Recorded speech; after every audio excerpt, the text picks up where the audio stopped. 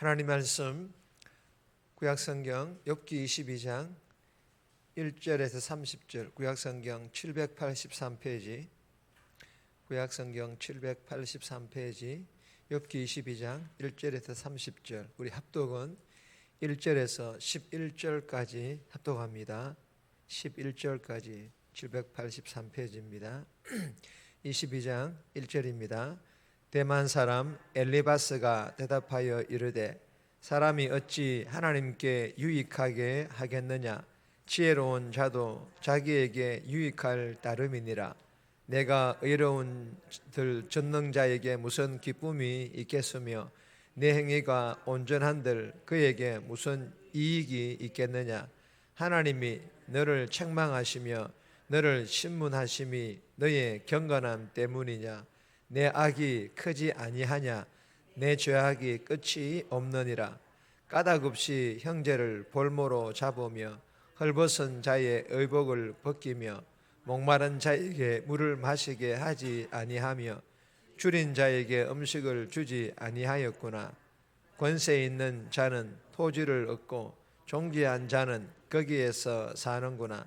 너는 과부를 빈손으로 돌려보내며 과의 말을 꺾는구나.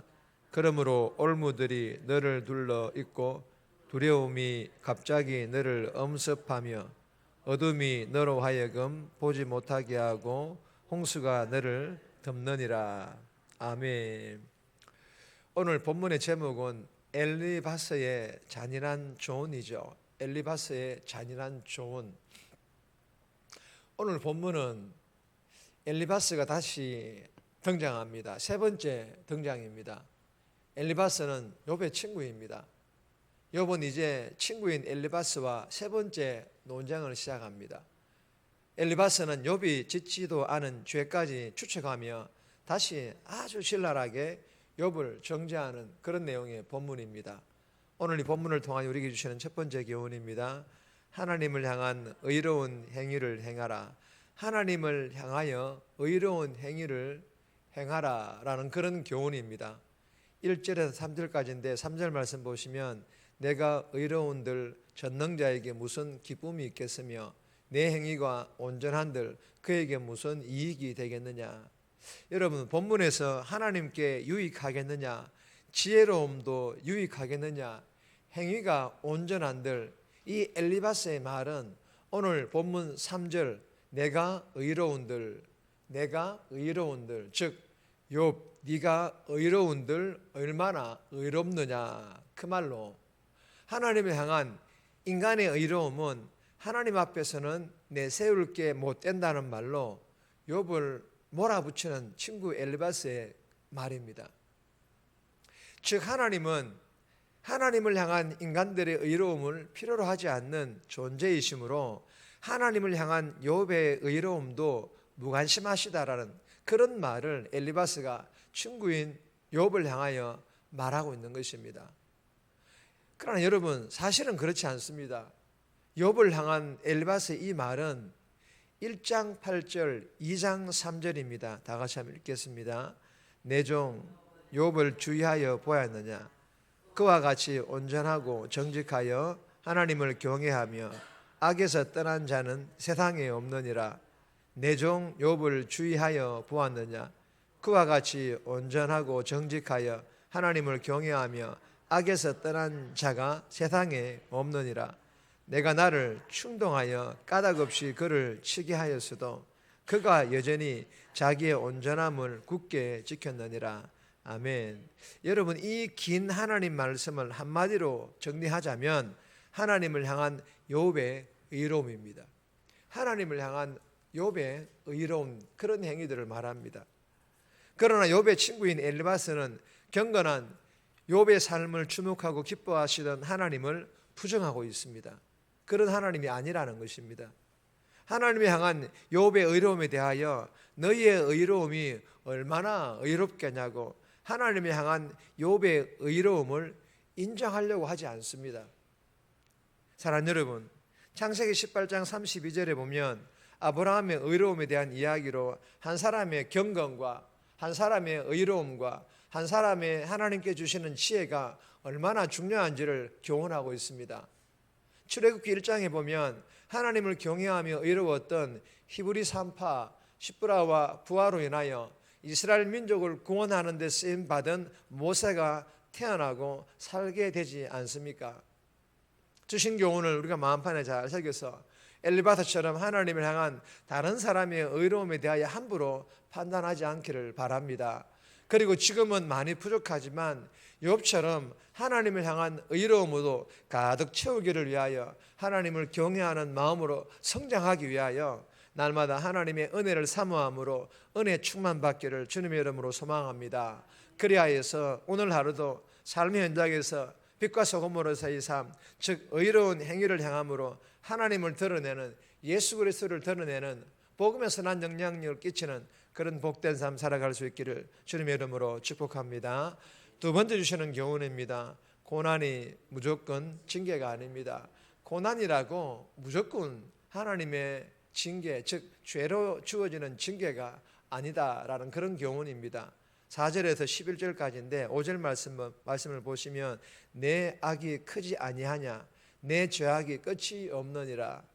여러분, 이 첫 번째 교훈과 비슷한 교훈입니다. 이 욥기서는요, 전체 내용이 사실 교훈 주시는 교훈이 비슷한 교훈들이 굉장히 많이 이게 중첩되어 있습니다. 첫 번째 교훈과 비슷한 교훈으로 4절 말씀을 보시면 하나님이 너를 책망하시며 너를 신문하심이 너의 경건함 때문이냐. 여러분, 친구인 욥을 향한 엘리바스의 말입니다. 무슨 말입니까? 엘리바스는 계속해서 하나님께서 인정하신 욥의 어려움에 대하여 아예 인정하지 않음을 계속해서 피력을 하고 있습니다. 그렇지 않다라는 것입니다. 엘리바스가 생각하기에 고난은 하나님의 심판의 징표이므로 고난당하는 욥은 결코 의인일 수 없다라는 것입니다. 물론 의인은 없다라고 성경은 말합니다. 그러나 하나님께서 죄인이지만 연약하지만 우리를 향하여 의인으로 칭해 주신 줄 믿으시기를 바랍니다. 그래서 엘리바스는 욥이 당하는 고난의 크기에 비례하는, 즉 고난이 크면 클수록 더 큰 죄악들에 대하여 자기 멋대로 열거하기 시작합니다. 자기 멋대로 욥의 그 죄악들을 열거하기 시작합니다. 5절에서 11절까지의 말씀이 엘리바스가 열거한 욥의 죄악들의 내용들입니다. 그리고 엘리바스는 더 거침없이 말을 합니다. 부유했던 욥이 하나님의 심판을 받는 것을 볼 때 분명히 가난하고 무고한 사람들의 것들을 착취했을 것이라고 서슴없이 이 욥의 죄에 대하여 말하고 있습니다. 사랑하는 여러분, 주시는 교훈이 무엇입니까? 만사 형통만이 복이라는, 즉 형통한 것만을 하나님을 잘 믿는 결과로 보는 것, 바른 믿음이 아니라는 것입니다. 고난은 저주라는, 즉 고난당하는 것을 무조건 죄악의 결과로 단정 짓는 것 또한 바른 믿음이 아니라는 것입니다. 그런데 여러분, 이러한 믿음이 한국 교회 안에 만연해 있다라는 것입니다. 우리는 알아야 합니다. 사단은, 마귀는, 어둠의 악한 영들은 이러한 기복 신앙에 대하여 계속해서 우리에게 주입시키고 있다는 것을 말입니다. 그러므로 늘 깨어 기도하며 말씀을 통해 알아야 합니다. 하나님을 잘 믿은 욥도, 하나님께 인정받은 욥도 하나님께서 허락하신 고난과 고통을 당하였다는 것을 말입니다. 오늘 하루도 어떤 어려움들이 다가온다 할지라도, 아니 어떤 어려움 가운데 있다 할지라도 먼저는 이러한 상황에서도 감사할 수 있게 해달라고 기도함으로 감사할 수 있기를 주님의 이름으로 소망합니다. 그리고 잘 견딤으로, 이 어려움들을 잘 견딤으로, 그리고 이 어려움들을 잘 통과해서 믿음이 더 단단해지고 정금 같은 믿음으로 살아가고 성장할 수 있고 성숙해지기를 주님의 이름으로 축복합니다. 세 번째, 네 번째는 체험만 있습니다. 세 번째는 남의 고난을 단정하지 말라. 12절에서 20절 말씀입니다. 이 본문도 첫 번째, 두 번째 교훈과 비슷한 교훈이죠. 네 번째 교훈입니다.